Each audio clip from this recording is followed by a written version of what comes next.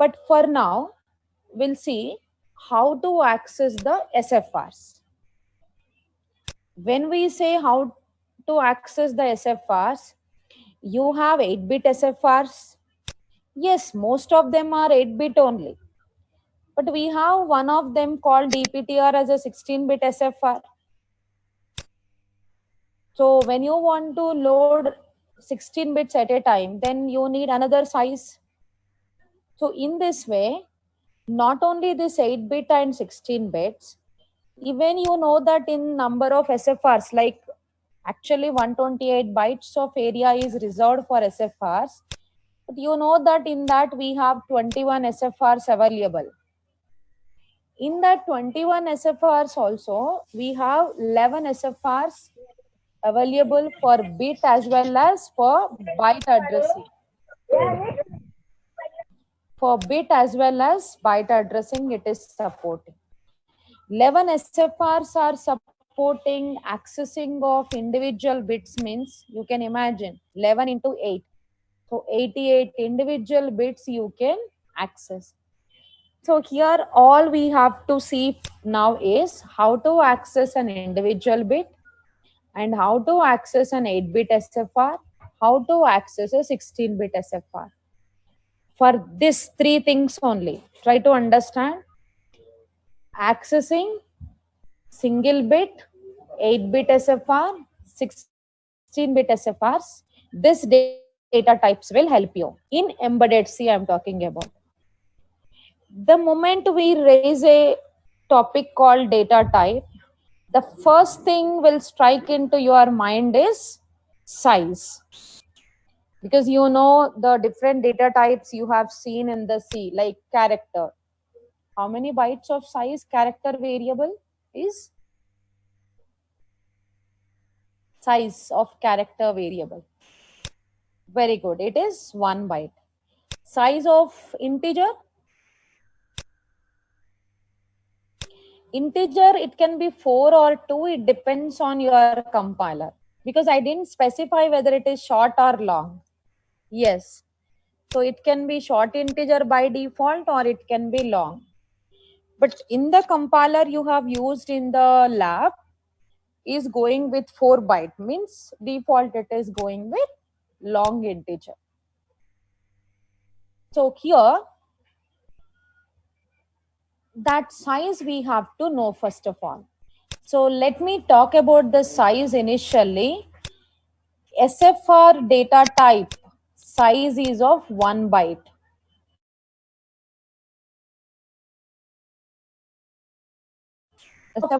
1 byte. These things will help you a lot when it comes to the multiple choice questions. Because you know in most of the companies and even in vector exams, they will give you multiple choice questions in the theory exams. So it will help you in that. SFR data type size is 1 byte. SFR 16 data type size is 2 bytes. And this S bit size is 1 bit. And here bit data size is 1 bit. So here, whatever the variable you are defining with the help of SFR keyword, that variable can hold how much data? Only 1 byte. Suppose if you provide more than 1 byte, it will be typecasted to 1 byte only automatically. So the variable which you will define with SFR data type can hold only 1 byte of data. The variable which is defined with SFR 16 can hold 2 bytes of data. The variable which is defined with SBit and bit can hold only 1 bit. 1 bit means it is either 1 or 0. Boolean. So in this way, each data type size is changing. Is it clear about the data size? SFR variable can hold 1 byte, like when you declare character ch, that ch can hold only 1 byte of data. So in the same way, the size is like this. S bit and bit size is 1 bit, single bit, and this is bit. I'll talk about the differences and all those things. For now, only just I'm telling you the size and for what it is used. They are used for accessing the SFR areas and bit addressable areas. And the size is of this much. Then we'll go into deeper. Okay. So let me go into the syntax of SFR. So when you want to use any 8-bit SFR in the program,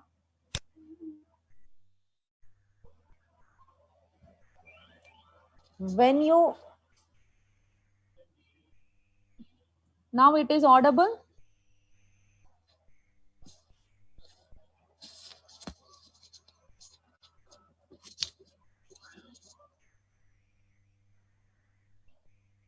So here, when you want to use any SFR in the program, you know that IO related SFRs you will access whenever you want to connect with the external IO devices. Even when you want to access timer peripheral or counter peripheral or UART peripheral, because you have various peripherals in your microcontroller. For each and every peripheral, there is a special registers allotted. So when you want to access that special registers of a particular peripheral, they has to be defined first. Then only they can be used in the program. But we didn't do this type of things in the assembly, because assembler is taking directly address. Even though you specify P0, it takes it as 0x80. But C compiler will not understand directly. If you use P0, by default C compiler will not understand. It must be defined by the programmer. So here, let me show you with the Keel IDE. Just I'm sharing you. I think you have noted the syntax, right? SFR, whatever the SFR name you want to use it. But one thing is, default means when the architecture is designed, you know that many books will be released on that particular content. And even in the websites also, you will find a lot of information about them. In such areas, they were following one particular notation. Like IO ports are named with P0, P1, P2, P3, like that. So if you follow the same notation, it will be better for everyone to understand your program. But it doesn't mean that you should go with P0 notation only. You can make it as port 0 also, like this. But whatever the name you are using here, that must be followed throughout the program. But better to follow a name which is universally followed, so that everyone who is looking at your program will understand in a better way. Clear? So let me show you that with the help of this Keel IDE.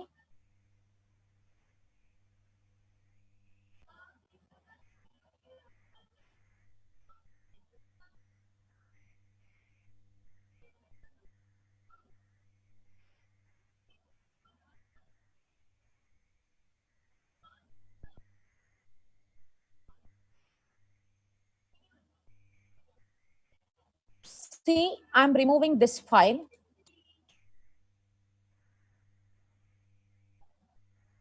Otherwise, what I'll do is, just to make you more clear, I'm removing all the files from the source group.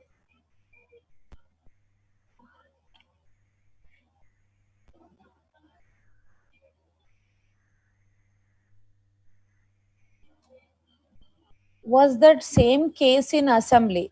Which one you are talking about, ma?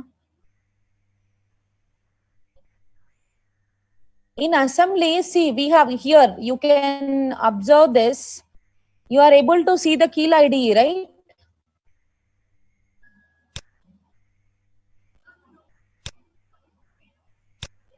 In this, see, P1 I am using directly. Did I define it before? No. Then how you are able to see that, see in the debugger? Let me go with this.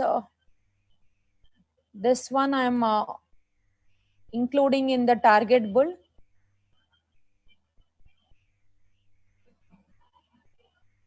If you see in the debugger, in the machine code, this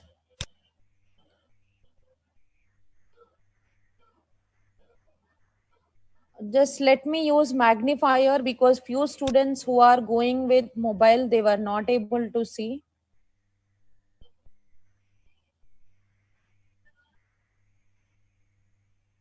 So here see, move P1 comma A we have provided, right?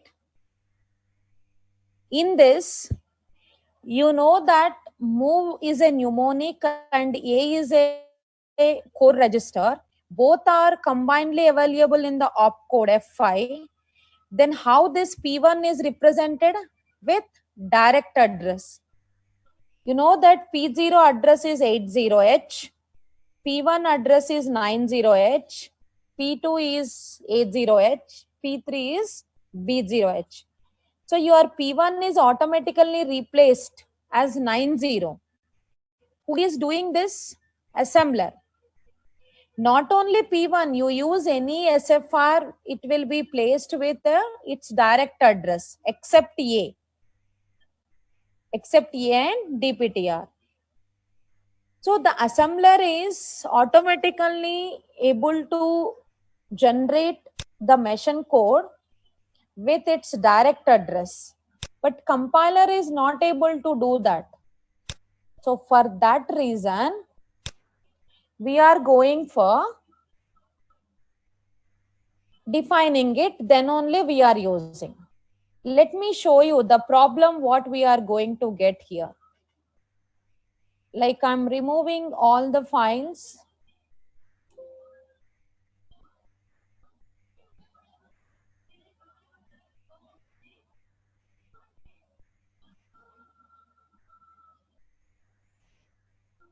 See, either it is an assembly program or this program.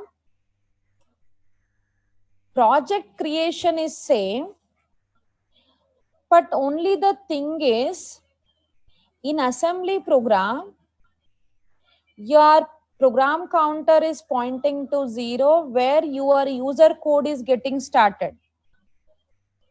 But you know that when you go with your C program, did you remember? Initially startup code is getting executed, then your main program is starting. Control will be transferred from the startup to the main. Is it or not?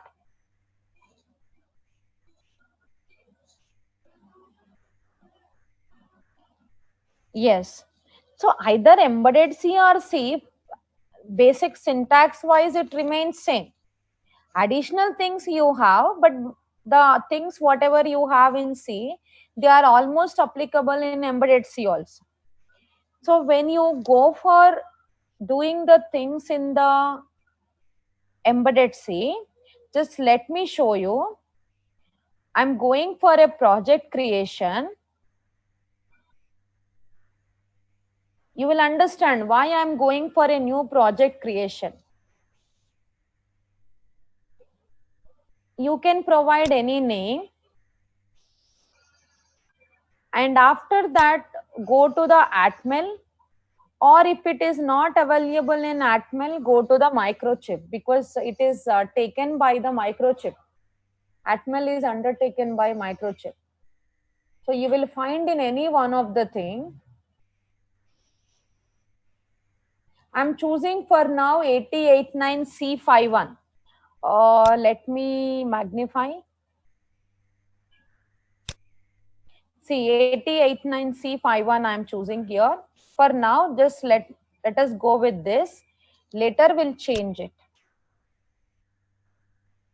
Are you able to see there is one thing it is coming like, do you want to copy the startup or not?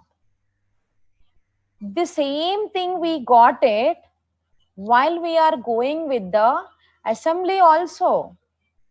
But we have not selected this. We said no. But here you go with yes, because for embedded C or C program, startup is required, because from startup only control will be transferred to your main function. So I'm clicking on yes now. The moment I click on yes, here you can see there is a project created under the source group. Startup.a51 is included. Are you able to see? This is not included previously. This was not there. Is it or not? But for embedded C, it is must. When you are creating a project, it will ask you to add the startup code or not. You click on yes if it is embedded C. You click on no if it is assembly. Okay. So let me go for this. Project creation is done. Now I'll go for a file. Because I want to write an embedded C program, you have to save the file with the .c extension. So here I'm going with just main.c, the way you have saved in your C programming with .c extension. So here the next things remain same. Right click, go for add files, and here choose the C file you want to add.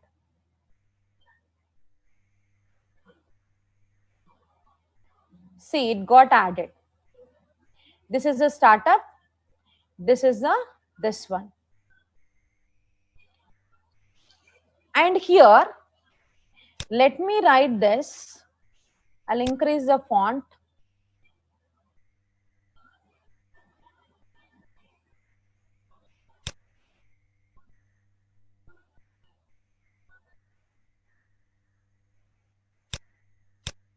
See, you have even embedded CPP also.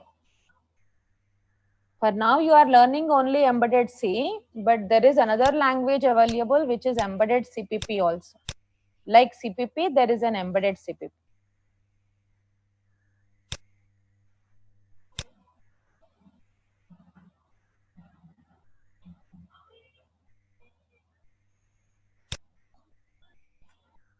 The way you have started your program in C, same way you can start.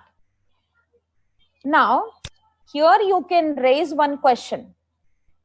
Like, madam, we have not added any startup code by ourselves.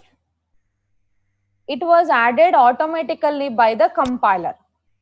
Is it or not? Yes. When you are doing your C programs, it was added automatically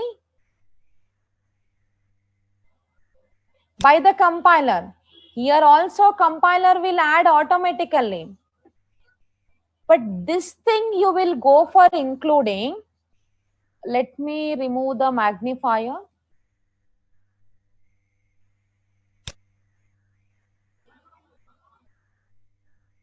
Here see, in this startup file, which the project is allowing you to include the startup, in that startup, there were some extra things available.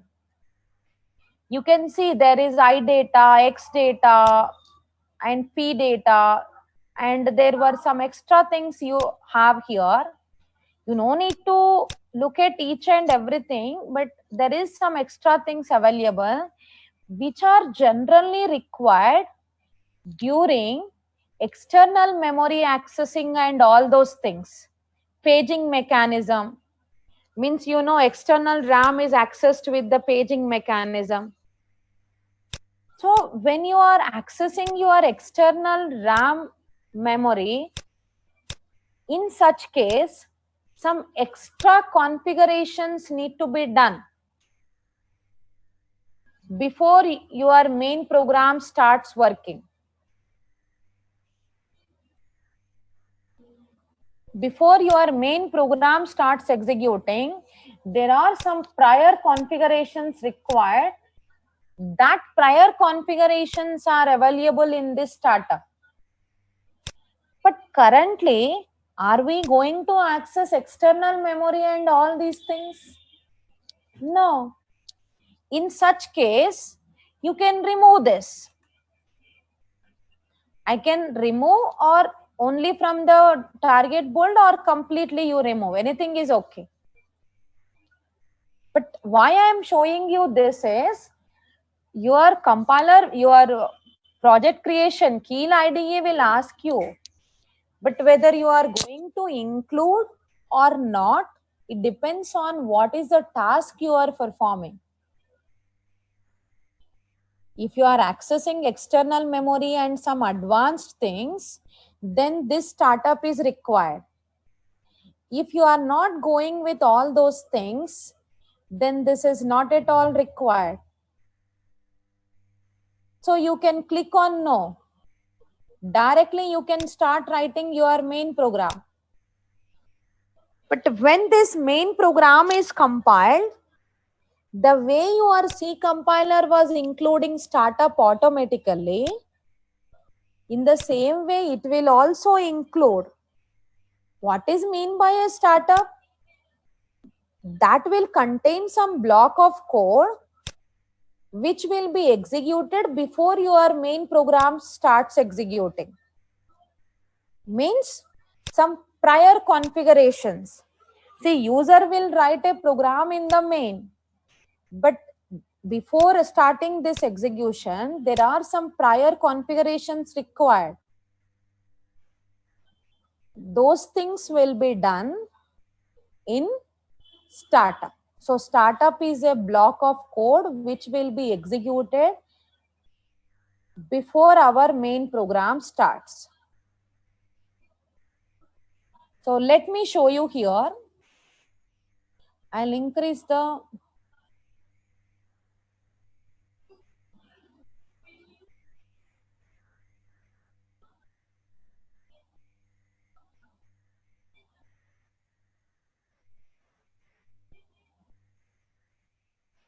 you are able to see now, right? So here I have not written anything. You can observe clearly. In the main, I have not written anything. But see, the code size it is showing you is 16 bytes. Did I write anything in the main? Then how come it is showing 16 bytes? See, when I go to the debugger, yes, startup file. See, compiler will generate the code. Means you know that first preprocessor stage, then translator, then assembler, then linker. So whenever your compiler is generating an object file, there automatically startup is included. See, the moment you reset, the program counter is pointing to where? 0. At 0, did you write all these things? No. Means compiler has included all these things. This is one of the main question interviewers will ask you. Note down the question. What the startup code will contain in 8051 based compilers? Try to note down the question. What the startup file will contain in 8051 based compilers? Question is clear, right? See, you can see clearly here. The moment you are able to see the disassembly window, right, everyone?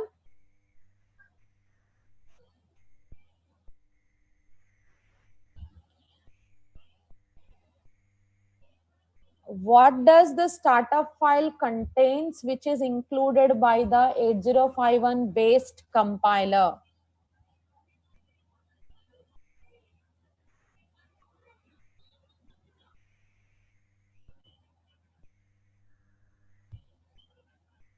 Okay, question is clear, right? See,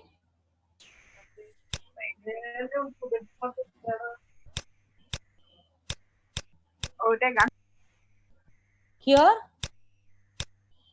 I'm going with step in. It is executing all these things. Yes, this startup file by default included by the compiler when it is generating the, it will contain by default, but that things, the specification or the configurations in the default startup will be very less. If you are going with the external memory accessing, then these configurations are not sufficient. In such case, you will include manually the startup. But if you are going with the things which are inside your controller and all these things, this startup is more than sufficient.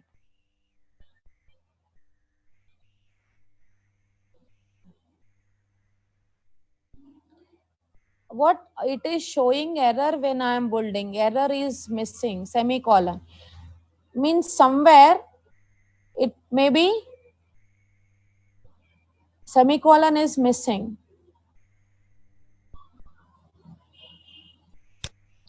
If you can post a snapshot in the Google Classroom, then somebody will respond for it.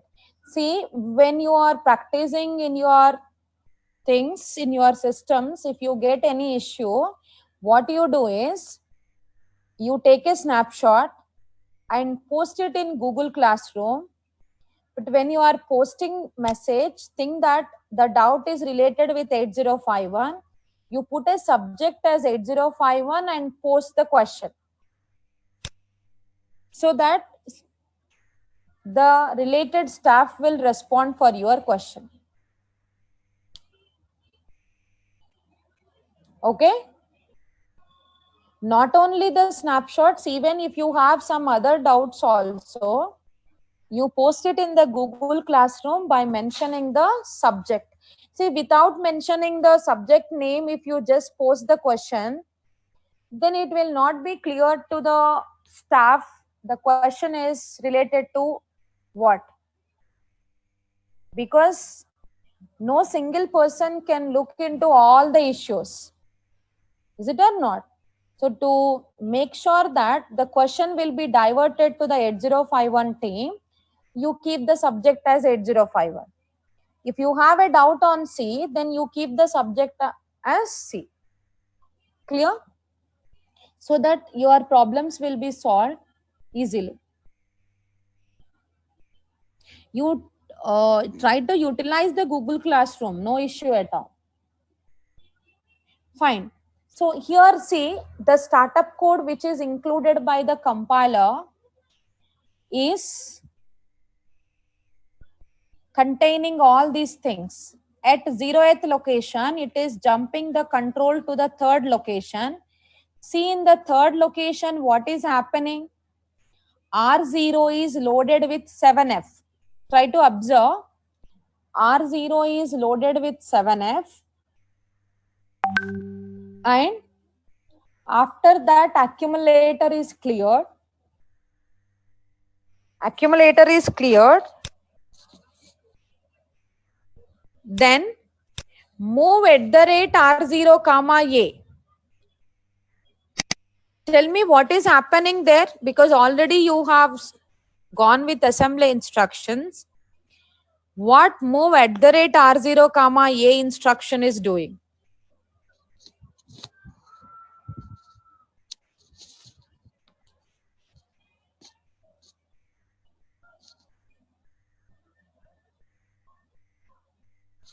Very good. 0 is moved into 7F location. Yes. So at R0 means R0 is treated as a pointer. So at R0 what we have? 7F.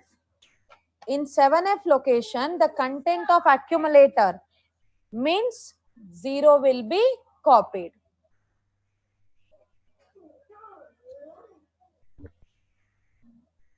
Fine, that completed. Again, what is happening? See, DJNZ R0. Which register content is decremented?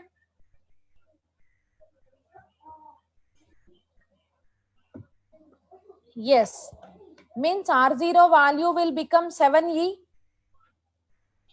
After R0 value became 7E, it is comparing with 0. 7E is not 0. So where the control goes? Sixth location. Sixth means here. What it is doing again? It is copying accumulator content. Copying accumulator content into @R0 means at 7E. Like this, every time R0 value is getting decremented, and in that decremented location, accumulator value is being copied. Like this, from 7F onwards, yes, not only all registers, all internal RAM locations are becoming 0. 7F, 7E, 7D, like this up to 0. So all the memory locations are becoming 0 in internal RAM. So first what it is doing? It is making all internal RAM locations content as 0. Then what next it is doing? Stack pointer is getting loaded with 07. The startup file which is included by your compiler by default initially making all the internal RAM locations content as 0. Then later on it is loading the stack pointer with 07. Then it is transferring the control to the main. See, what is the symbol name it is using with long jump? MAIN. That too in small letters only it is using. That is the reason why in your C program, main will be written with small letters, because you know label name is case sensitive even in assembly as well as in C. Is it or not?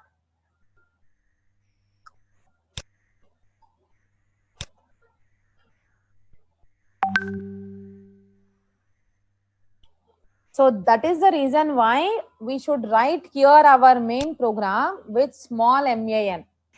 If you write some other letters or if you go with uppercase, here it is trying to jump to this, but that label name is not found. So it will throw a error.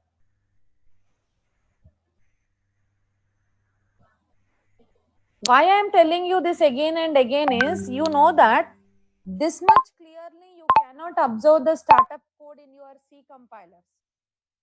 Here you can observe more clearly. That point I'll talk about after few days, not now. Why only 07 in stack pointer? For that I should complete some other things. You note down that question, we'll go with that answer later. So here it is jumping to the main. Now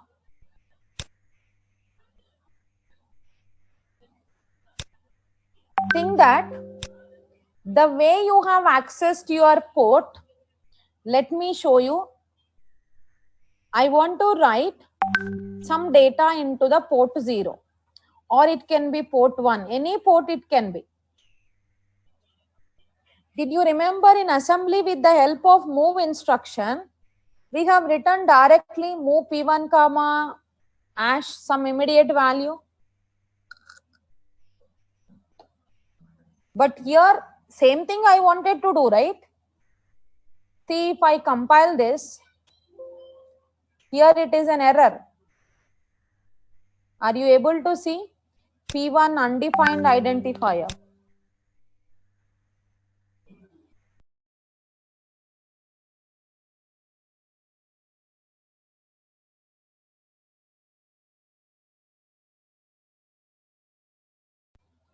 But did we get such type of error in assembly? No, because assembler is able to manage when it is generating the code. But compiler is not aware of what is P1. Otherwise, you can say this P1 is representing which memory location, compiler is not aware. For that reason only, before using it, you define it. Like when you are defining SFR,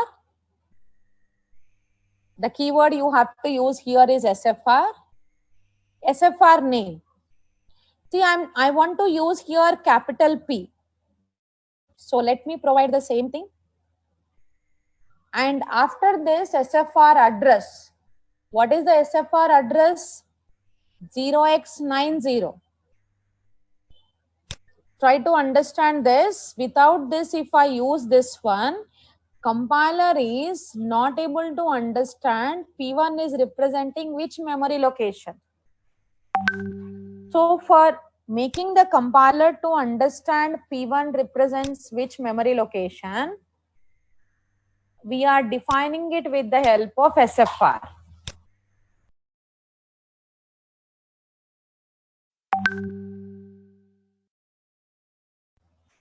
Here, SFR syntax is small letters SFR, and SFR name you provide whatever you want, but make sure it should be used in the same way later on. And SFR address.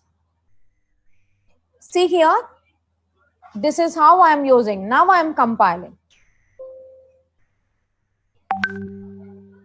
Yes, it should be outside only.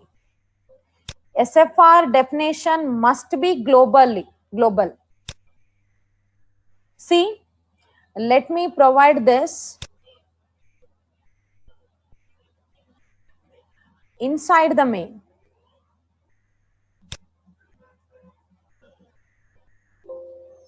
See, error. So SFR definition is allowed only outside the main. It must be global. It cannot be local.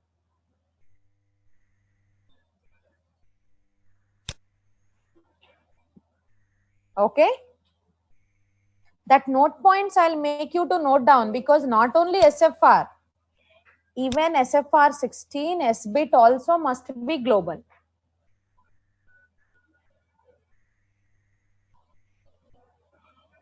See now, here I have compiled this program. Let me move on to the debugger.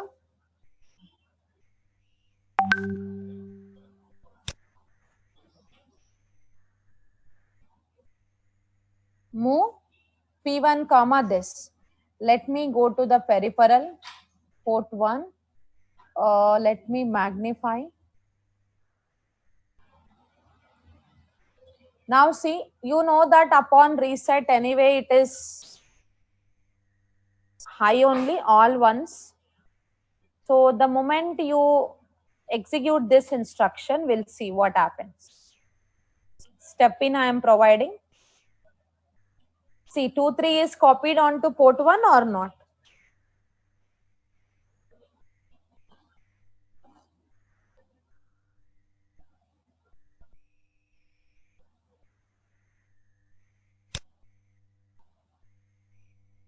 So here,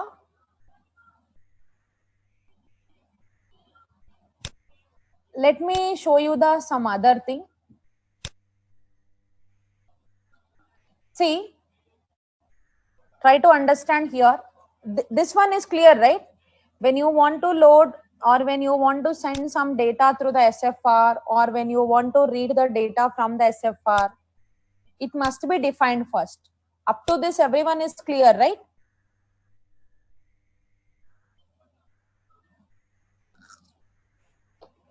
Very good. Here, unknowingly or knowingly, let me give A0. What is the name I am using? P1. But what is the address I am using? 80. A0 is the SFR address. But which SFR address? P2. So now you are expecting this value will be loaded into P1 or P2? Yes, it is into P2. The reason is, whatever may be the name you use, the main thing you have to focus is on address, because you are defining this to tell to the compiler that whenever you use this P1, it is accessing this memory location. So it will access A0, means it will not impact on P1, it will impact on P2. Let me show you that.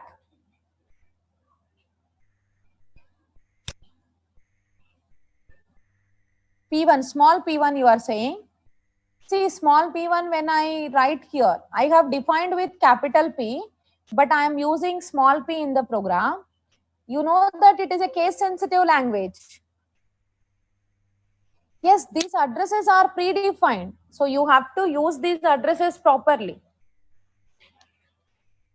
Yes, it is predefined for port 2, but in the program, knowingly or with the mistake, whatever it is, for P1, I assigned A0. In such case, is it accessing port 1 or is it accessing port 2? It is accessing port 2 because this address is predefined for port 2.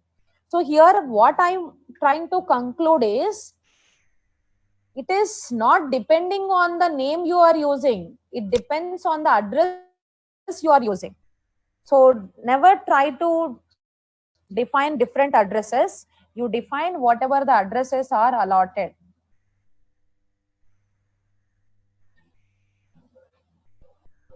Now let me show you.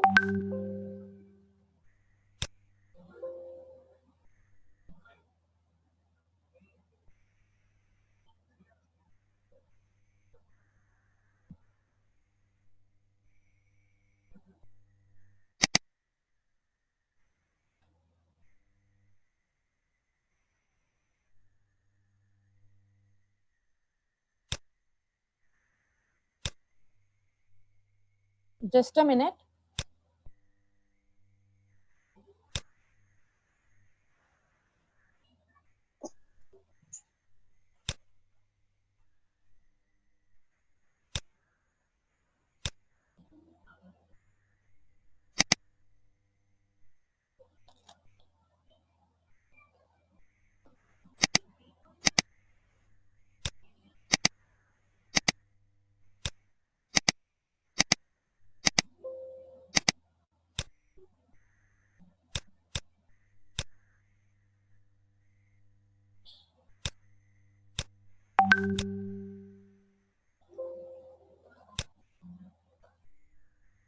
Now you are able to see the kill ID, right?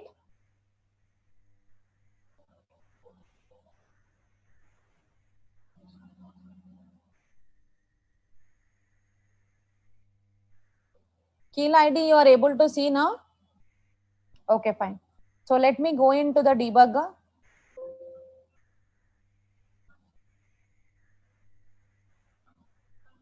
Let me magnify. IO ports, port 1, and even I'll take port 2 also, just to show you where it is actually reflecting.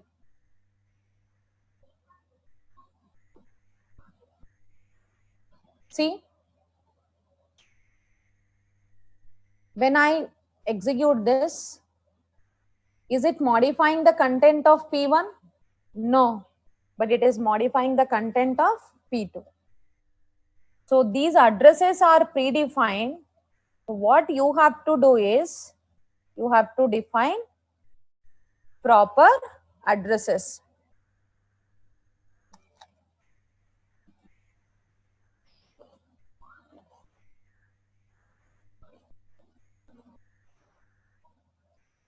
Okay.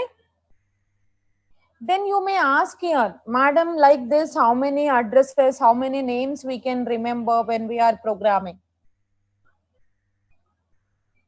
It will not show any error and warning. That is only the problem here actually. If it has shown any warning or error, then it will be easy for the programmer to identify. It is not showing any error because syntax wise all fine. It is only a logical error. That is the reason why it will not throw any error. And here, remembering many SFRs like this is not so easy. For that, what you can do is, you no need to worry for defining all these things. You can include one predefined header file. When you install your Keil IDE, you will be getting the header files inbuilt. In that, this is a header file you can add. Register 51.h, reg51.h, which is containing all the SFR definitions.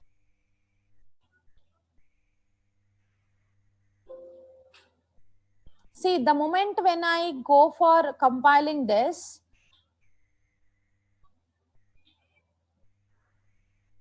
here it is showing you this reg51.h.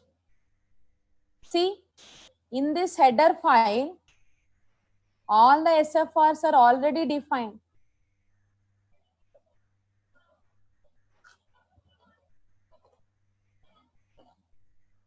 And you can ask a question, madam, when everything is defined with SFR, then why you are teaching us SFR?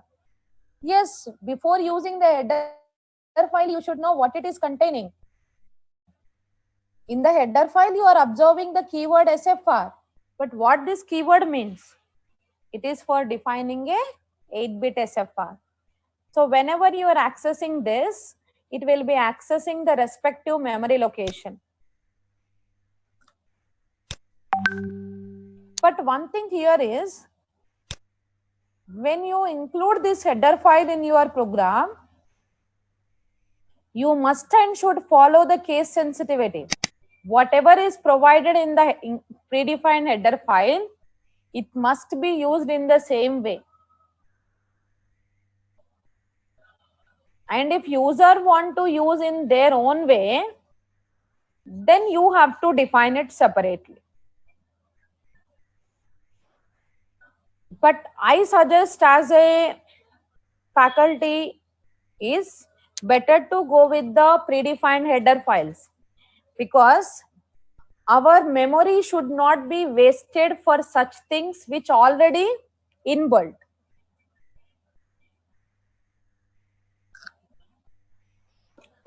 You should use even your memory also very efficiently. Why to keep everything SFR addresses in our memory? And why to waste it? Already available, use them. And whenever you are using in the wrong way, like if I go with small p here, it will throw an error.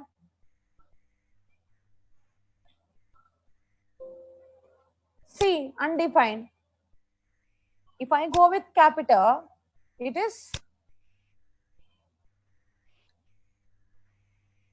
If you define new addresses, then whatever the output you are expecting, it will not happen. Like previously, I have defined P1 with P2 address like this. Let me comment this portion.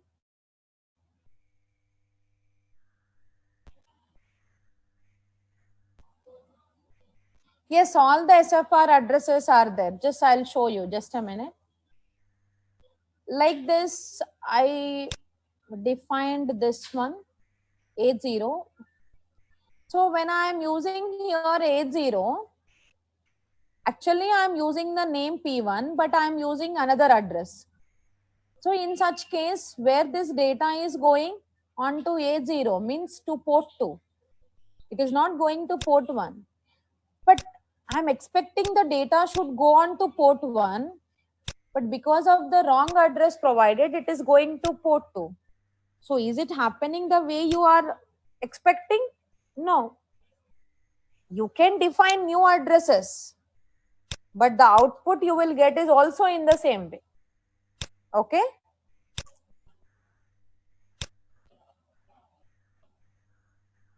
Now, let me show you this header file.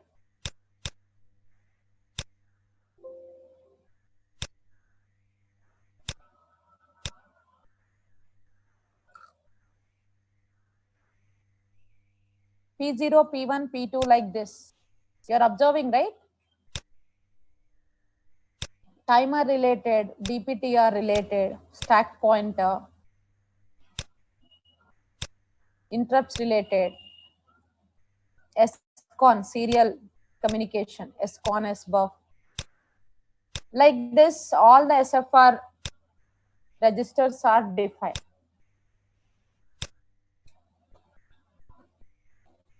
Okay. So any SFR you want to access in the program, you can use it directly just by including this header file. You know, when header file is included in the first stage itself, it will include the content of that header file, right? So all the definitions will be included here itself. So there is no problem of undefined. So you can include this. Clear? But it is defined, then only it is being used. And how much data size I can assign to this P1? 8 bits. Imagine I'm giving here 16-bit data.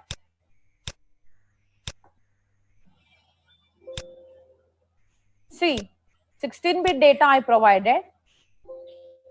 Going to the debugger.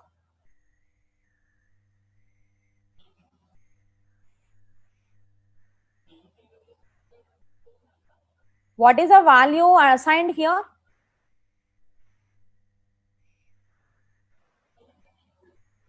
To P1, 45. Means this lower byte. So lower byte is assigned to the port 1. Because the capacity of port 1 is only 8 bits. If you assign more size, then it will typecast it to less size. Okay.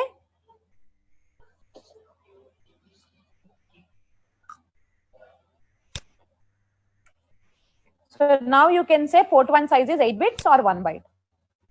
Clear? But for external RAM accessing or for whatever may be the purpose, I want to use DPTR in my program. You know that DPTR is pointing to a location. So initially you can load address into the DPTR, then you can access it. Let me go for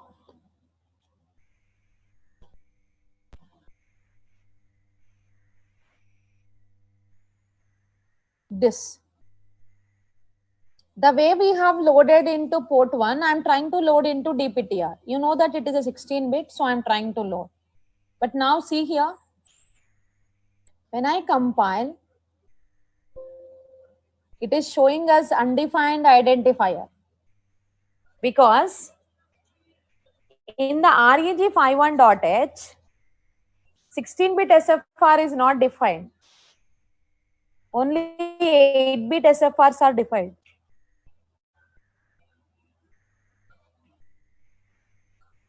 See, anywhere you are observing SFR 16? No. And don't try to modify the reg51.h. Because if you modify, you may be modifying in your system only. In the other system, when you open your program, again it will not work, right? So what you can do here is go to the main program. Whichever is not defined, you define here in your program. But for defining 16-bit SFR, it must be SFR 16. Why? Because this 16 will tell to the compiler that whatever the SFR name you are providing here, it will be of 16-bit size. If you don't provide anything, it will indicate to the compiler that it is 8 bits. So here, I'm providing like this. And don't get confused here. Don't get confused here. Madam, you said it is 16-bit SFR, but the address you are providing is 8-bit. Yes, address is 8-bit only, but data size is 16-bit. But you know that in each address you can store only 1 byte. So how many memory locations I need for storing 16-bit data? 2 memory locations. Yes, very good. So alone 0x82 is not sufficient. We need one more location, the next immediate location, 83. So when you use SFR 16 here, it is telling to the compiler that this variable is allocated with this memory location as well as the next immediate location. So for DPTR, 2 memory locations are being allotted.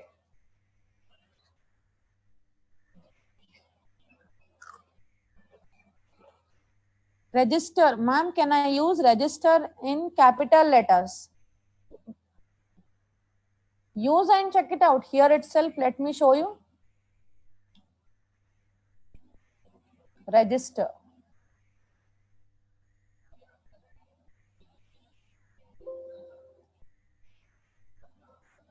See, it works. But here, when you include, because in register, whatever the things are available, you access one of them, then see. It works. So it can be capital or small. Can we provide 16-bit address location to DPTR? No, ma, because DPTR is in the SFR area, right? SFR area memory locations are ranging from where to where? 80 to FF. 80 to FF means they are 8-bit addresses only, right?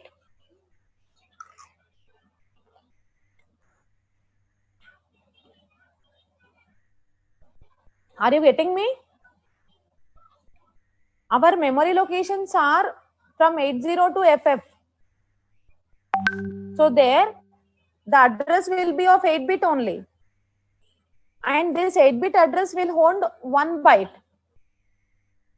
So 0x82 is holding 1 byte, 0x83 will hold another byte. And lower byte will be copied into 82, higher byte will be copied into 83. Lower byte at lower location. See here.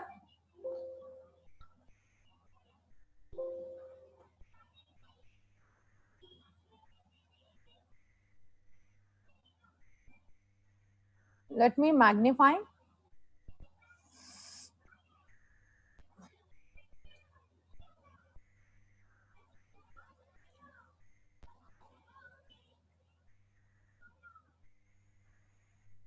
Just a minute. I'm opening this skill ID.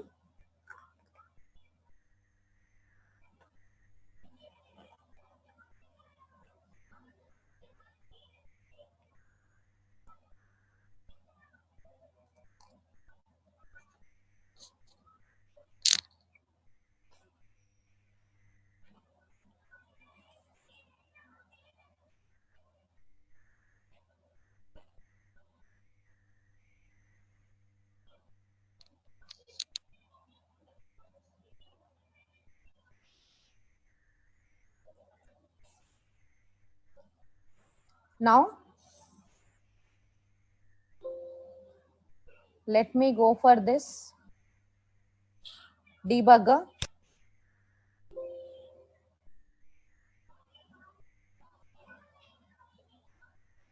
See, upon reset, what is there in DPTR? 0. Now, I am executing this instruction. See, 1, 2, 3, 4.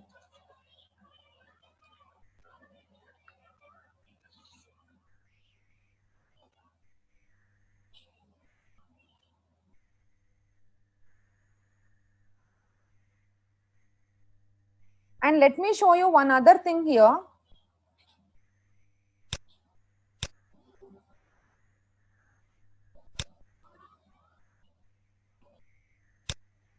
It is there even in this include register 51.h also.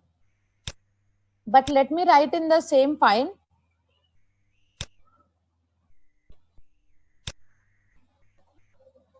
See,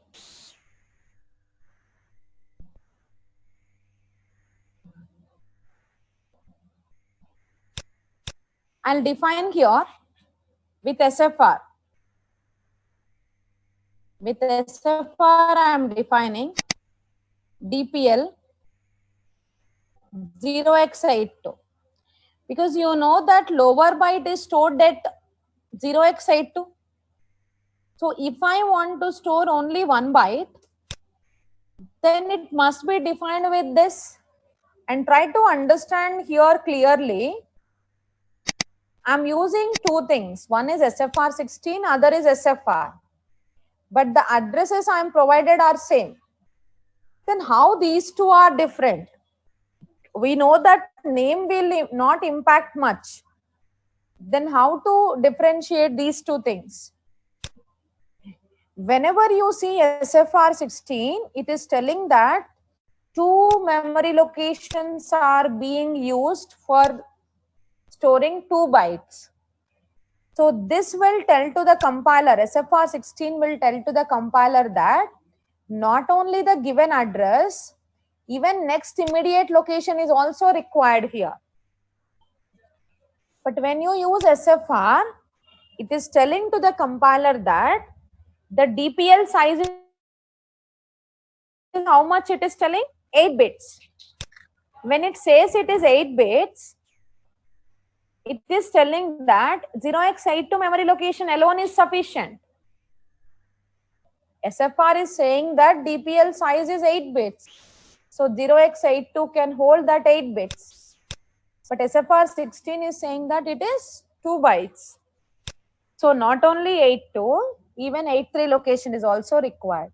This is how the differentiation will come. Clear?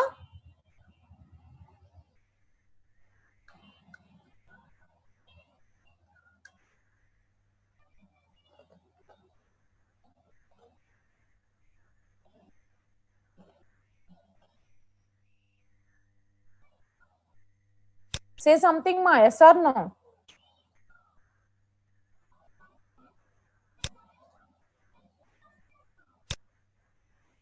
So here SFR16 and SFR, this is how they are differing.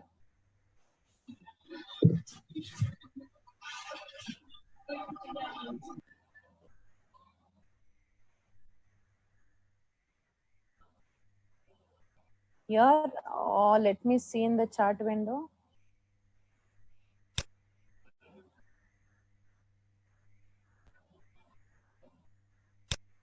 Repeat once. DPL will rewrite in DPL will rewrite in 0x82. See here. Let me write some other value here.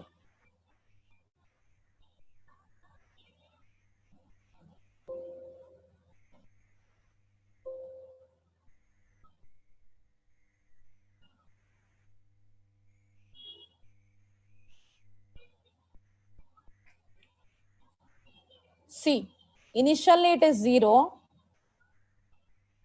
DPTR is loaded with 1, 2, 3, 4. Then later on, I'm writing DPL equal to 0x89. See, 3, 4 is overwritten with 8, 9. Means 8 2 content is changed. So when I write into SFR, it will modify only 1 byte. But when I write something into SFR 16, it will modify 2 bytes.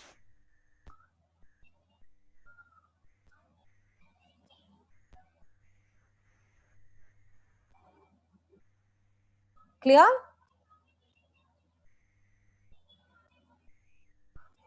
So in this way, you want to access 1 byte or 2 bytes, based on that you go for it. But when you give SFR 16, it is going with 2 consecutive memory locations, 82 and 83. But SFR 16 is required only for DPTR, because you know all the remaining SFRs are 8-bit addressable only. All remaining are 8-bit in size. Only DPTR is 16-bit. But that DPTR also you can access 88 bits by going with DPL separately and DPH separately. Is it clear?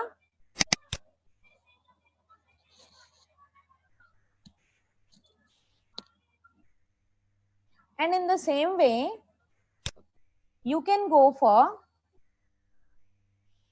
accessing individual bits also. That is, let me show you in the slide.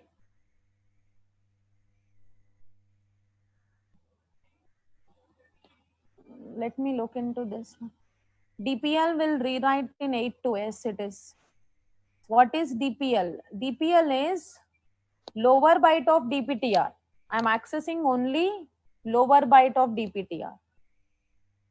When you go with DPL and DPH with the SFR keyword, they are accessing only the specific byte. But when you go with SFR 16, it is accessing 2 bytes.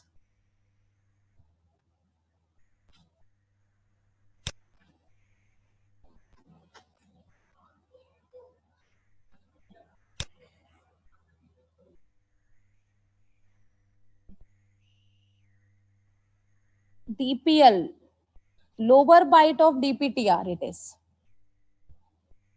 It is representing the 0x82 memory location. Wherever I use DPL, you think that it is one variable name. That variable is representing 0x82 memory location. Data pointer lower byte, DPL. DPH is data pointer higher byte. DPL and DPH combinedly can be treated as DPTR. DPTR is representing lower byte and higher byte combinedly. If you want separately lower byte and higher byte, go with DPL and DPH. Okay. Now let me go with S-bit syntax.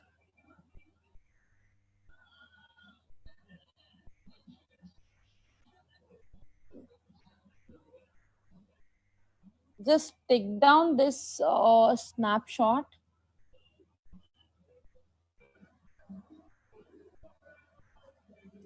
Here clearly it is explained about the S-bit syntax.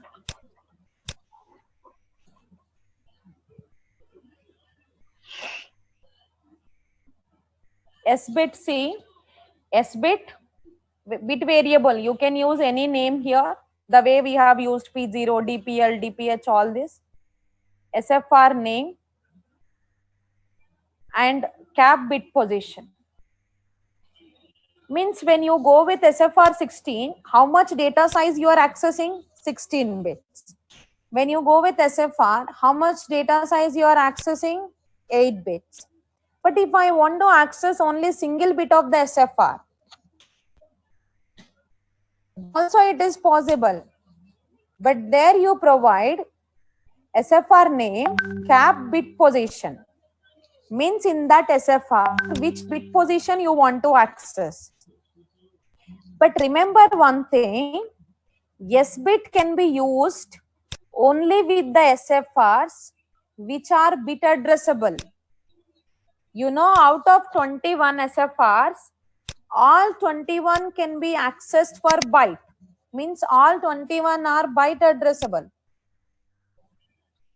But in that, only 11 are bit addressable. That 11 SFRs only you can use when you go with S bit. So when you want to use S bit on a particular SFR bit position, that SFR must be a bit addressable SFR. Clear? P0, P1, P2, P3, accumulator, and your PSW, all these are bit addressable only. So you can use them. No issue at all. But this is what the syntax. You should provide the SFR name, cap, bit position. Did you remember in assembly, we have provided P0.0 like that. SFR name dot bit position. But here it should be SFR name cap bit position. Cap. The operator is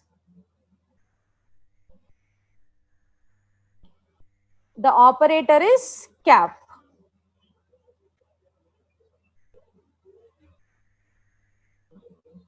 Okay. Did you take the snapshot of this?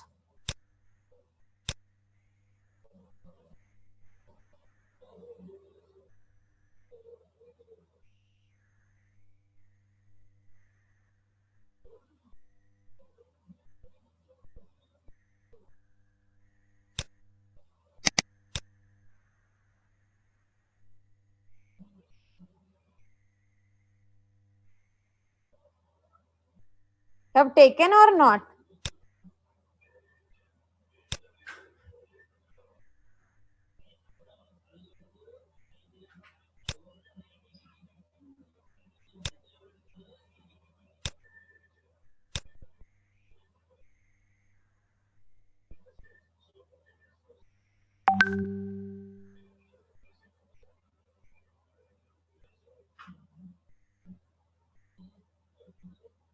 Okay. So let me come back again.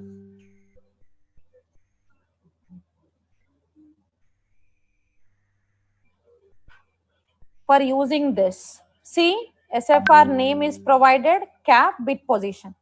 You can provide SFR name and you can provide SFR address directly also, no issue. But you know, remembering address is not so easy. So we want to use name itself because the names are already available in the reg51.h. Clear? So let me go back to the Keil IDE.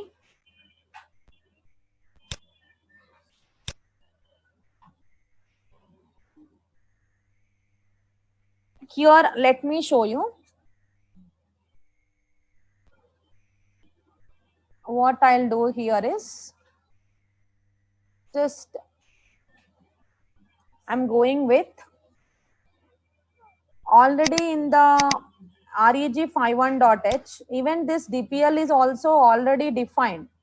So let me comment this for now, or we can remove it. And what I'll do is SFR ACC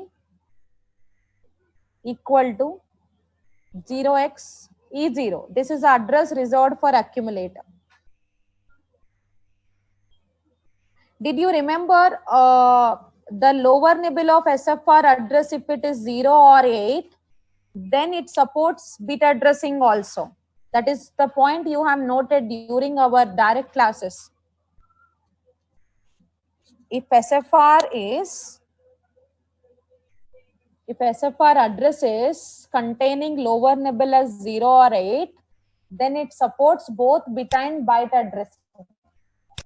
The remaining SFRs will support only byte addressing. So now let me put here ACC equal to 0xFF. Means here ACC is defined with SFR keyword. So how much data size it is accessing? 8 bits. But when I want only the particular bit of ACC should be used in the program, what I'll do is I'll go with S bit. Bit 0 equal to, let me provide here SFR name, cap. I'll go with 0th bit for now. You can go up to 7 because you know ACC size here is 8 bits. So bit positions can vary from 0 to 7. Now, in the program, let me access here bit 0 equal to 0. I am doing it. Now, which bit will be changed?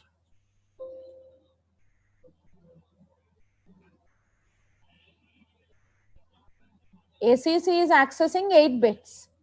Bit 0 is accessing how many bits?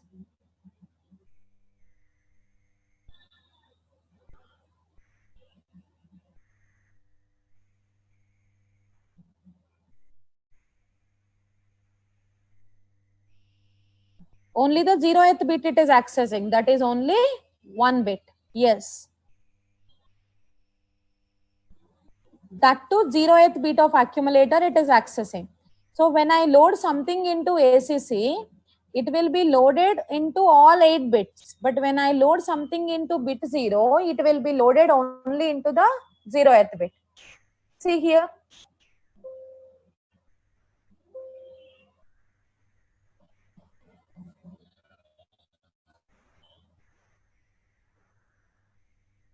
Let me turn on the magnifier.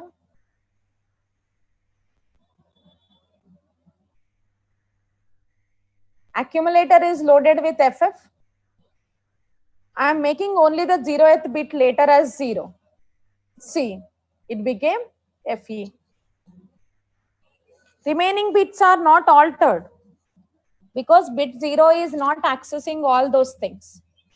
So when you want to access a single bit of the SFR, whenever it is a bit addressable SFR, then it is possible by defining it with the S bit. Clear? And other things strictly you have to note down is SFR 16, SFR S bit must be defined globally. If you want to define within the function by thinking that you will only use here, it will not work. Definitions of SFR, SFR 16, S bit in local will not work. It will be a syntax error. Clear?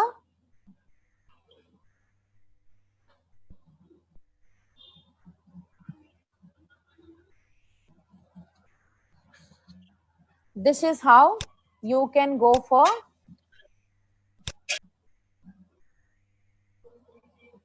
Can we assign data to other than SFR registers? Yes, we can assign, that is to internal RAM and external RAM locations. That we'll see later. First, I'm showing you only the SFR area. With data types, you can access the SFR areas. And you have basic data types like character, integer. With that, you can access the other memory areas. These are the special data types we are talking about initially. Other than SFR also we are going to access, but not now. And see, if you want to use bit, this bit data type can be with local variables or it can be with global variables. It can be anything. Bit will work for local as well as global. Here you can have question like what is the difference in using S bit and bit. One first difference is S bit is only for global bit variables, but bit can be for local bit variables as well as global. Then the other difference is, see, whenever I am using here my bit 1, just I am making it as 1. Here also I am making it as 1. And see,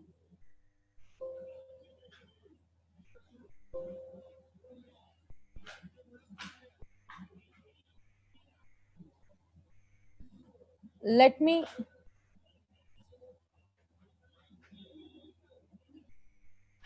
just a minute.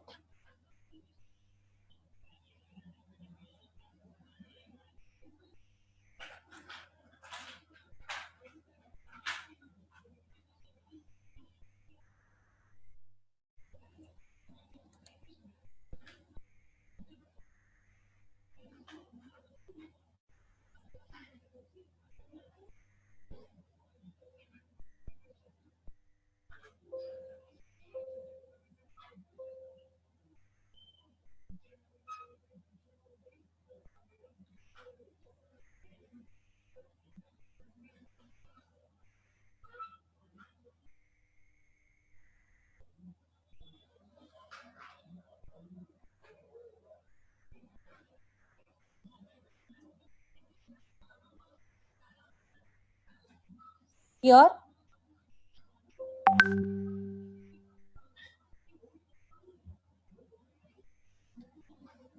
let me share a screen for you.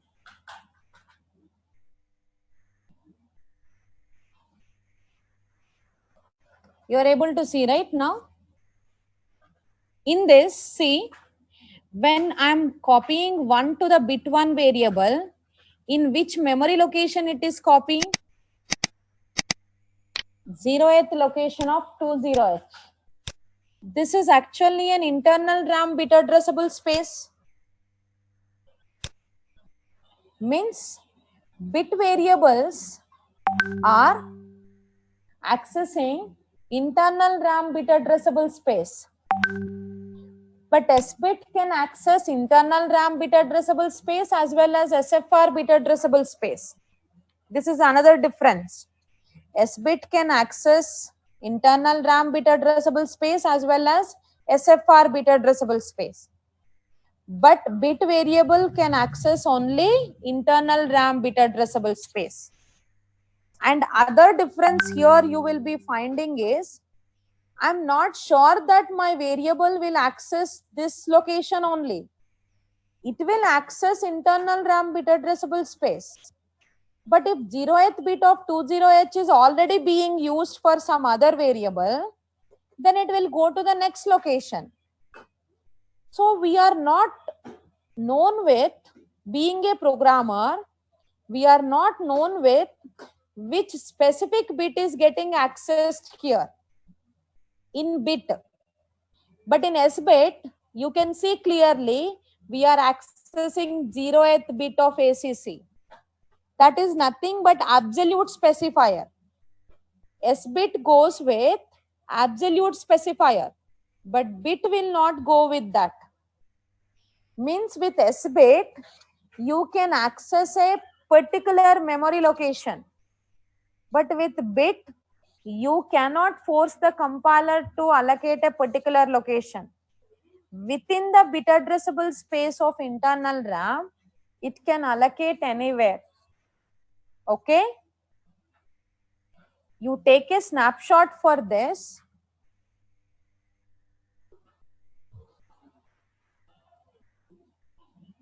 Take the snapshot, ma. Taken? Very good. The last point, let me repeat it once. I'm trying to tell you the differences in using SBIT and bit, because you know that both are of same size. So why this should be used or why that should be used? First difference is SBIT can be defined globally only, and bit can be for local variables or global variables. No, you cannot use bit with absolute specifier. So bit can be local or global, but SBIT must be global. The other thing is, bit will allow you to access only the bit addressable space of internal RAM. But SBIT will allow you to access the bit addressable space of internal RAM as well as SFR area. And the last difference is SBIT will go with the absolute specifier, means a particular address. But we cannot guess bit variable is accessing which memory location exactly. We can say that bit variable is accessing internal bit addressable space, but in that which memory location exactly, that we cannot. Clear? With bit you cannot provide like this. One of the student is raising a question, can we provide like this? No, it is not possible. This syntax is not allowed. That is the reason why we are saying we don't know which memory location exactly it is accessing. Okay? With this, for today I'll stop, and other thing, let me remind you, tomorrow you don't have a session. And Monday, as usually, we have a session. A6, you have anything to say? Just let me unmute you. Hello. Yes, ma. Ma'am, as we know, SFR16 size is 2 bytes. Yes. Then why are we defining DPTR with 8-bit address? See, here we are defining, right?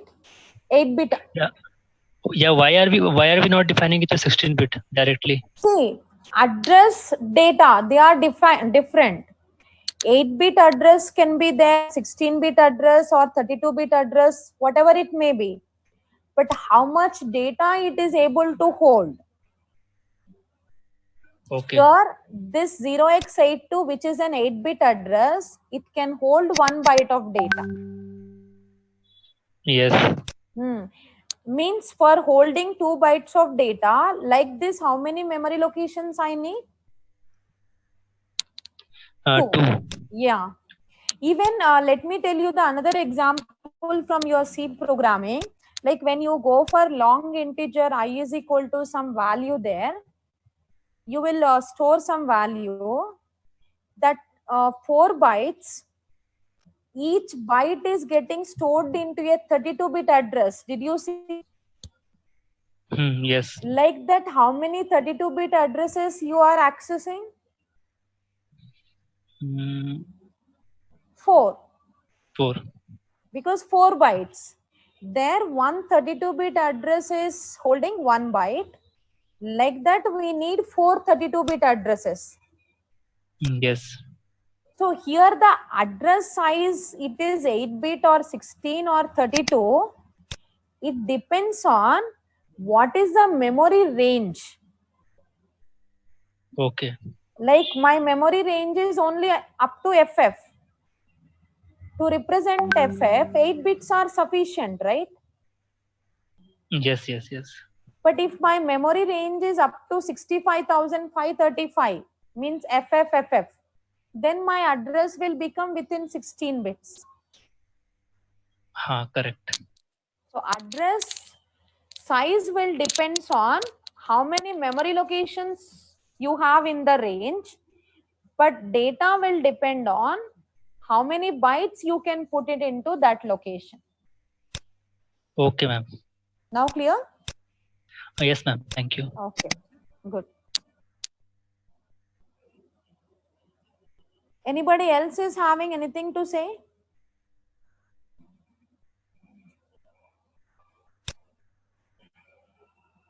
This program you take a snapshot, ma.